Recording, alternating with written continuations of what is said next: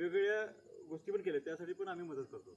आणि माझ्या वसंतदारामध्ये जे काही लागतात आता सेंद्रिय शेती, तर त्यासाठी जे आम्ही सगळं तुम्हाला यंत्रणा, तुमचे जे शेतकरी आहेत त्याचा तुमचा मेळावा घ्या, मी येतो, तुम्हाला माहिती देतो कसं बदलायचं, काय करायचं. ऊस असेल तर किती आम्ही त्याचं शेड्यूल केले, तर ऊसाला फक्त खर्च 9,500 रुपये येतो. ते फक्त तुम्ही जीवाणू घालायचे असतात. तरी जीवाणू घातले की हवे जमिनीमध्ये असणारे सगळे घटक ते देतं आपल्याला. काय युरिया किंवा हे लागतंच असं नाही आहे त्याला, ते वेगळं आपण त्यावेळी बोलू जास्त डिटेलमध्ये.